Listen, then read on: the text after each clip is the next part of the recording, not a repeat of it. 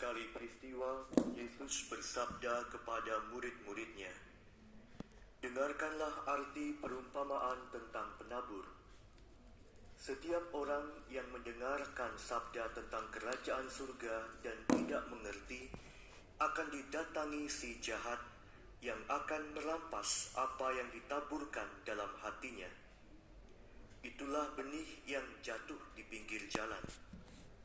Benih yang ditaburkan di tanah berbatu-batu ialah orang yang mendengar sabda itu dan segera menerimanya dengan gembira.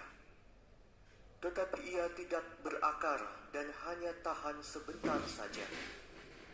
Apabila datang penindasan atau penganiayaan karena sabda itu, orang itu pun segera murtad. Yang ditaburkan di tengah semak duri ialah orang yang mendengar sabda itu, lalu sabda itu terhimpit oleh kekhawatiran dunia dan tipu daya kekayaan sehingga tidak berbuah.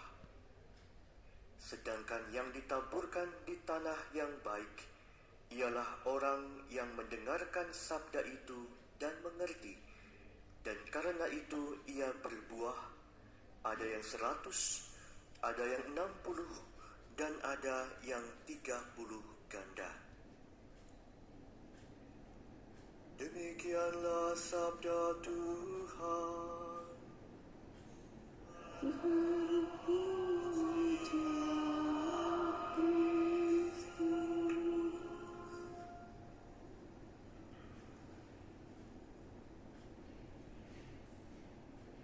Pengalaman dicintai adalah syarat yang perlu untuk kita belajar mencintai. Seseorang bisa menjadi pribadi yang dingin ketika dalam hidupnya ia jarang atau tidak mengalami kasih dari orang-orang di sekitarnya. Pengalaman indah dicintai yang seharusnya membuat hati kita terbuka untuk juga belajar mencintai, karena memang inilah momen tak terlupakan yang sudah membuat kita mengalami sukacita dan damai sejahtera. Dalam bacaan pertama hari ini, kita mendengar salah satu kisah penting dalam sejarah umat Israel ketika mereka memperoleh hukum dari Allah yang kita kenal dengan 10 perintah Allah. Inilah hukum moral dari Allah sendiri yang berisi keharusan bagi umat Israel untuk mencintai Allah dan sesamanya.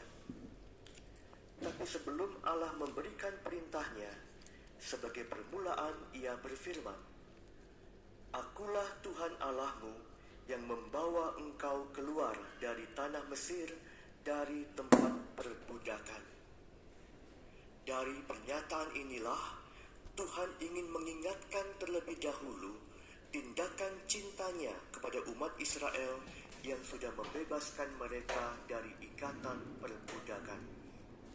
Pengalaman dicintai Allah inilah yang seharusnya menjadi dasar bagi mereka untuk juga dapat mengasihi seperti yang tertulis dalam hukum 10 perintah Allah.